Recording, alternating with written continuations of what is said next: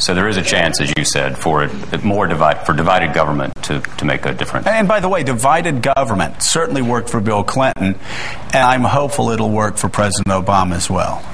The other way forward is a more seismic shift, which brings us to you, Mr. Mayor. Are you running for president? No. Have you maybe thought about it occasionally? I think every young kid back home as a Boy Scout was thinking about that. Sure. Boy, when you were in Medford, you were... Yeah. Civics 101, 102 in the 7th grade. I think that was the last time. Well, I think a lot of people, I suspect, in the audience, and I certainly am, are wondering whether we're looking at a ticket here. Alphabetical? To go see a Yankees game. Right. Yeah. We were at the Yankee game together. More people wanted him to sign baseballs than me. Not true. Not true. Would you have the means and the experience to actually get on the ballot around the country? Yeah, getting on the ballot is not the issue. The issue is... So that you've thought about, maybe? No, I have a few... No, but I mean, other people have written that. Number one, I asked for 4 more years. Right. And I've always respected Hillary Clinton. When she ran for re-election, she was asked, if you get elected, will you commit to serve full 6-year term? And she said, no. If that's the decision point, you should vote for the other guy. And I asked for 4 more years, so, I'm sort of inclined to do it. Now, they say, well, your country needs you and all of that, but I take some of these things seriously. Number 2, I've got a better job. I mean, I've got a great job. New York City is, it's a city with its own foreign policy. It's a city with its own army. We're the most diverse country in the world. We actually do things. All kidding aside, mayors, if you want to go into public service and you could pick one job, be the mayor of a big city. You're held accountable. What you want to do, when you try to do it, you find out whether it works or not virtually instantly. You can make a difference in people's lives. It's where the rubber meets the road in government, doing what government's supposed to do. Life expectancy in New York City has gone up 1 year and 7 months in the last 9 years. Think about how many man years that the people of New York who've gotten together and the government together have added to society. Nobody else has done that. Bloomberg live longer. I like that. Now. No, but you can move to New York City if you want to live However, longer. fix Social Security or you will... No, yeah, let me say on the other side, if you do want to make a difference, become a mayor. If you just want to get elected and not be held accountable directly, do what I did. Go to Congress. Joe, incidentally, no mayor ever goes on, or virtually no mayor ever goes on to, they say higher office. I don't happen to think it's higher, but different office. And the reason is mayors have to be explicit. John Kerry, I think, said, I voted for the war, but not to fund it. I mean, that's almost like saying I'm pro-choice, but not for women. I mean, come on. What are you? And the essence of getting reelected to a legislator is fundamentally, if you go back and listen, read what they said, it was never what you thought. But we're not asking you to run. It's a skill to do that, and I don't have that skill. So but I'm not asking you if you're running for the legislature, sir. Yeah, I understand that. But my point is that mayors are already on the record. I'm right. Pro-choice, pro-gay rights, anti-gun, pro-immigration, believe in Darwin. That's enough to get you knocked off the ballot and have... I think you can believe in Darwin. I could never figure out what kind of a doctor do you go to if you want one that doesn't believe in science. It's a Southerner. Where Joe and I come from. Reset to restart this economy, but the politicians who are running right now on the national stage don't seem to understand that. So how do we fix it? Well, the first thing you do is we desperately need President Obama to succeed for the next 2 years. He is our president. He was elected by the public, whether you like him or not, whether you agree with his policies.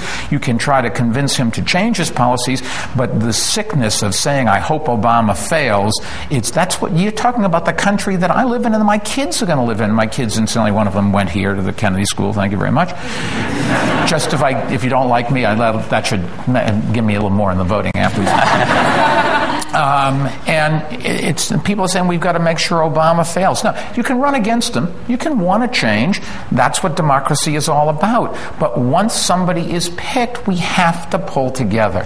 And in the end, the only ways you're going to get this this done is the people have got to say to their elected officials in both parties, I'm not going to take it anymore. I think, though, also voters have a responsibility to take a closer look at the system and not just the politicians that they elect, but expand it out. Look at a two-party system that's had a monopoly over American politics for, 150 years? A two-party system that I saw when I went to Washington, D.C., demanded complete loyalty. I mean, it's like a mob family. You don't get credit for being loyal to the family 95% of the time. And I know this because I wasn't loyal 85% of the time. You're not allowed to go across to the other side. I mean, I did it, but if you do it, you pay a very real price and try to strike compromises. But also, not just look at what's happening in Washington, look at what's happening on your television sets. And look at what's happening on talk radio. And understand, when somebody tells you to cheer against a president because he's not a member of your party, then this person is doing something inherently destructive. And this has been going on. I know most of you probably weren't even born in 1992. It's sickening but true. But, or you're playing T-ball in 92. I don't know. But this all started in earnest in 1992. The day Bill Clinton was elected, Republicans immediately started to try to delegitimize him for 8 years. So what happened? George W. Bush was elected in 2000.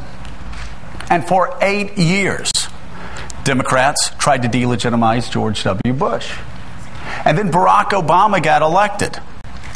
And the day he got elected, Republicans started to delegitimize George Bush. Now, I saw some people here going, yeah, but George W. Bush deserved to be delegitimized. No!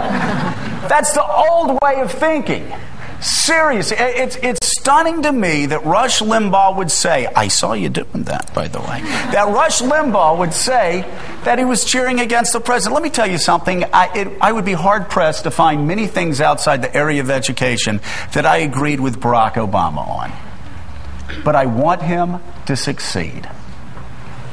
I grew up with a grandmother that I saw not cheering against the President of the United States, but praying for the President of the United States, praying for her country.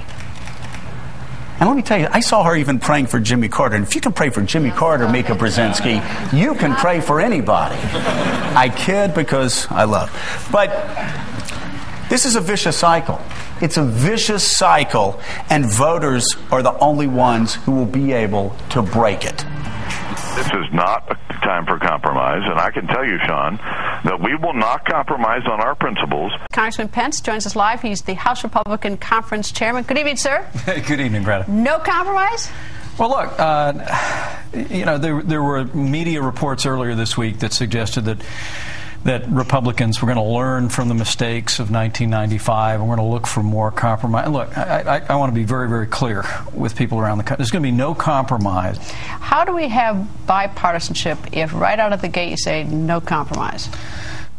There's a lot of tricks up our sleeve in terms of how we can dent this, kick it, slow it down to make sure it never happens. And trust me, I want to make sure that this health care bill never, ever, ever is implemented.